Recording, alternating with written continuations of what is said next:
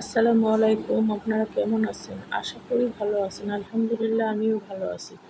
আজকে আমি বাচ্চাদের এই নিমাটি আপনাদের আমি সম্পূর্ণ কাটিং এবং সেলাই করে দেখাবো। আমি এখানে ১ গজ পরিমাণ কাপড় নিয়েছি এবং আমি ২ থেকে ৩ বছর বাচ্চার জন্য এই ড্রেসটি তৈরি করব। এটি সম্পূর্ণ গরমের জন্য।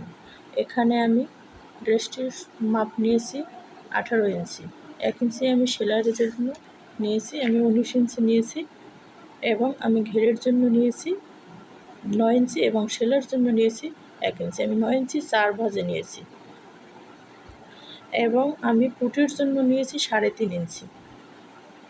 ৩.৫ ইঞ্চি আমি রাউন্ড শেপ দিলে আমার ৪.৫ ইঞ্চি আসবে, সেজন্য আমি ৩.৫ ইঞ্চি নিয়ে নিয়েছি। এখন আমি কেটে আপনাদের দেখিয়ে দিচ্ছি। এরকম সিম্পল ড্রেস আপনার বাচ্চার জন্য গরমে একদম আরামদায়ক এবং সুন্দর হবে। ইজিভাবে আপনি বাসায় বসে অল্প কাপড় দিয়ে সুন্দরভাবে কেটে নিজেই তৈরি করে নিতে পারবেন। এভাবে আমি আস্তে আস্তে কেটে নিচ্ছি। আমার এখানে মাপ আসছে ৪.৫ ইঞ্চি। আমার আরমহলের মাপ আসছে ৪.৫ ইঞ্চি।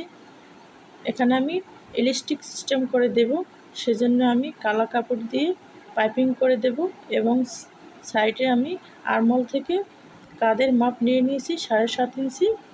এখানে আমি নিচে পাইপিংয়ের জন্য কালো কাপড় কেটে নিয়েছি। আমি সম্পূর্ণ কালো এবং এক আকাশি কালার কাপড়টি আমি বয়েল কাপড় নিয়েছি। এখানে আমি ইলাস্টিকটি ৬ ইঞ্চি পরিমাণ নিয়ে নিয়েছি। এখন আমি এটি পাইপিংয়ের জন্য কেটে রেখেছিলাম ২ ইঞ্চি পরিমাণ, সেটি আমি লাগিয়ে আপনাদের দেখিয়ে দিচ্ছি। এটি আমি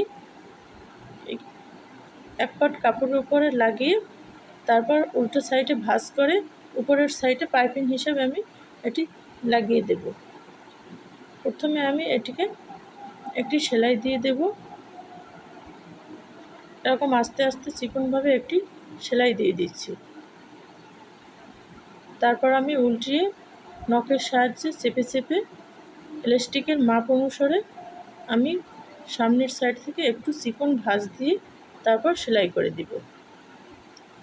এরকম আস্তে আস্তে নখের সাহায্যে চেপে চেপে আপনি ভাঁজ দিয়ে নেবেন। এখন আমি ইলাস্টিকের মাপ অনুসারে যেটুকু কাপড় আমার বাড়তি থাকে সেটুকু আমি চিকন একটি ভাঁজ দিয়ে নিচ্ছি। এরকম দেখে দেখে আপনারা বাসায় বসেই করে নিতে পারবেন। তারপর আমি সাইড থেকে সুন্দরভাবে একটি সেলাই দিয়ে দিচ্ছি।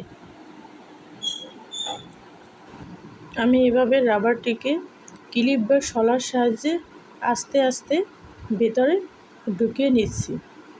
আপনারা এভাবে সুন্দরভাবে আস্তে আস্তে করে রাবারটিকে ঢুকিয়ে নিতে পারেন।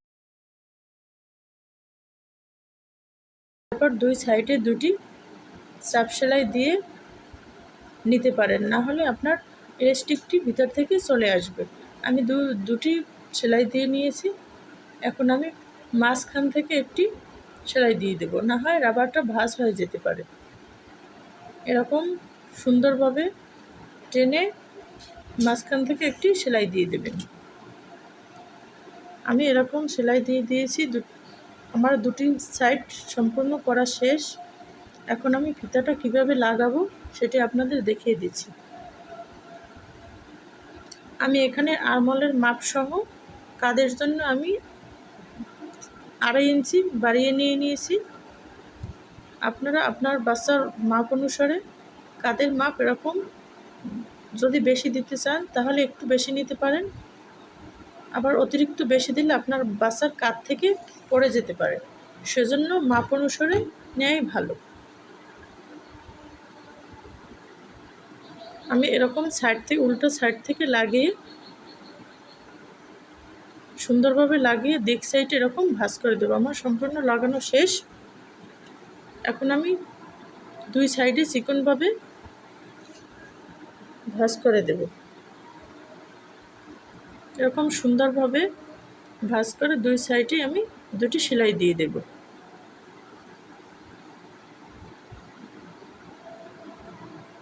এরকম আমি আস্তে আস্তে ভাঁজ করে নিচ্ছি। তারপর আমি সেলাই দিয়ে আপনাদের দেখিয়ে দিচ্ছি। এরকম সাইড থেকে আমি একবারে সাইড থেকে সুন্দরভাবে আস্তে আস্তে সেলাইটা দিয়ে নিচ্ছি। এরকম সেলাইটা আমি আস্তে আস্তে দিয়ে দেব। আমার সম্পূর্ণ ড্রেসটি তৈরি করা শেষ। ভালো লাগলে একটি সাবস্ক্রাইব করবেন এবং কমেন্টে জানিয়ে দেবেন কেমন হয়েছে। সবাই সুস্থ থাকবেন, ভালো থাকবেন। আজ এ পর্যন্তই। আল্লাহ হাফেজ।